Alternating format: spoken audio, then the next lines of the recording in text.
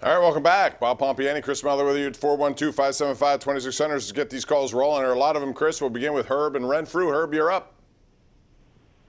Hi, Bob and Chris. Thanks for taking my call. And my question is, do you guys think the hiring of David Corley, assistant quarterback coach, is an indication the Steelers will draft a quarterback early in the draft? No, I don't think that. I think it's because of the NFL wanted to increase the amount of minority hires they had in certain positions. That doesn't mean they won't draft. I'm just saying I think that was more something that was an administrative role more than anything else, Chris. I don't think it had anything to do with their desire to bring in quarterbacks. And quite frankly, this guy doesn't have a lot of experience in that role on the NFL level. I actually disagree. I think it was a move that telegraphs their interest in bringing in a guy specifically. I think Malik Willis, who obviously has the highest ceiling, but some people would say is the most unpolished diamond here because of the relative lack of high-level experience and the simplistic offense that basically they had to run at Liberty because they didn't have the horses around them to run a more complicated one.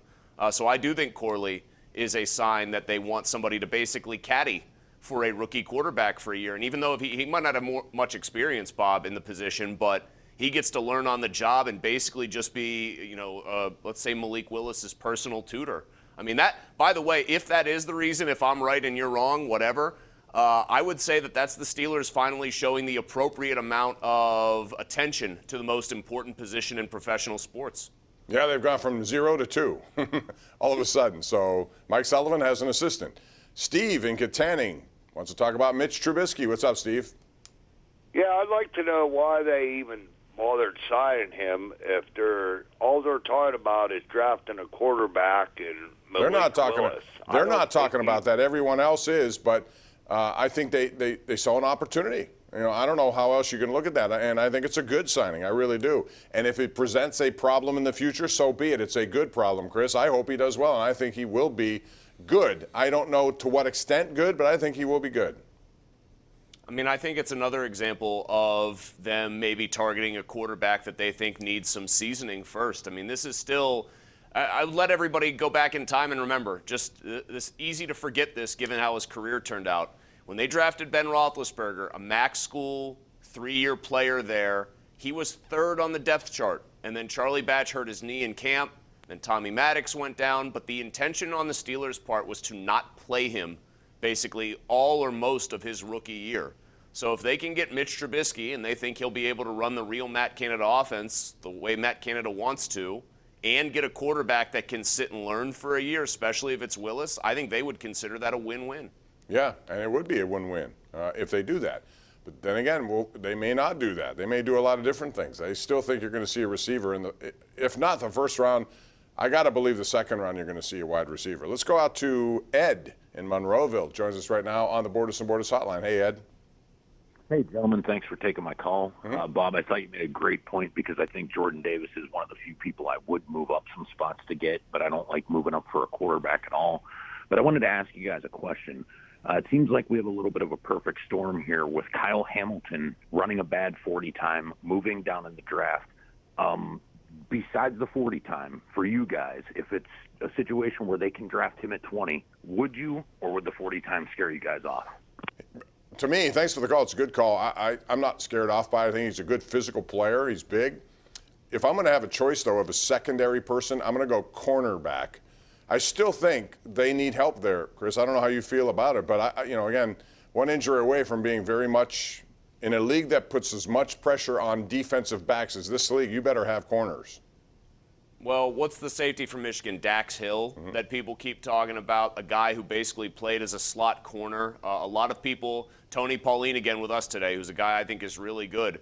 He's down on Hamilton compared to a lot of other people. He said Dax Hill he thinks is a better fit for what the Steelers like to do, and that Hamilton, as gifted as he appears to be, might not be a great scheme fit.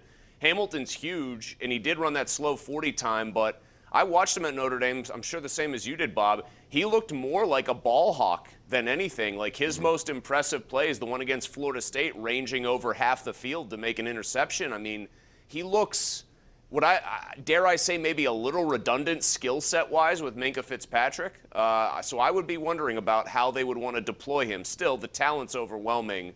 I'll tell you this though, all things being equal, corner is more important than safety in the modern NFL, like having a truly great corner, Bob. So I'm with you there. If they're going to add secondary help, I would rather it be on a corner that falls to them and not Kyle Hamilton. Yeah, especially since they're put a lot of money into Minka here. You would think coming up, and eventually they may take somebody in later in the draft or next year in that other safety position. We'll see. Let's go out to Kirk in Harmer. Hey, Kirk. Bob, over the years watching you, I must be getting smarter because I agree with you 99% of the time. I don't know. Look, either that or you're more confused. One of the two. No, I think it's the latter or the former. But anyway, yeah, keep Trubisky because that guy took Chicago. Sad team, porous offense, no receiving, terrible defense to the playoffs twice, and that's against Minnesota and Green Bay. I don't know about terrible defense though, Kirk. I mean, I think they had... I wouldn't even say no receiving. You had Allen Robinson there, too. Like, Allen Robinson is better than anybody that is on the Steelers' receiving core right now. He's one of the most underrated receivers in the league, and they had a great defense there for a couple of his years. If you want to say... See, I'm not a Trubisky believer, but I'm also a guy, my bona fides are out there. I want the Steelers to be bad this year so that they can have a chance at a true blue chipper at quarterback next year. But I think the most charitable reading you can give Mitch Trubisky is that he was drafted by a team and to a head coach that truly, the head coach did not want him. And that's a tough situation for anybody to navigate. But I don't think that he showed all that much there, even in spite of what was going on with him and Matt Nagy. Thomas in Upper St. Clair joins us right now. Go ahead, Thomas. How are you? I'm kind of like in a little looking back zone here. I can remember vividly passing on Dan Marino way back when and thinking, wow, how could they have done that?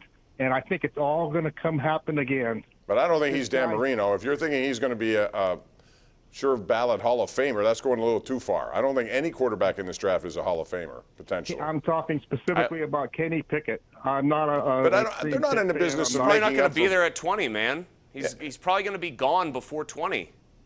Right, I don't think they're in the business of saying, oh, we made a mistake on Pitt, we're not going to do it again. They're not doing that. If that were the case, they should have drafted Aaron Donald. I mean, there are guys moved up and gotten him if they feel that way. But, it is what it is. You got to look at it and try to assess where they're going to be, how active they could be, what they're willing to give up. And, I'm sure, Chris, there are a lot of different scenarios about how much it would take to move up significantly and also what you can gain moving back.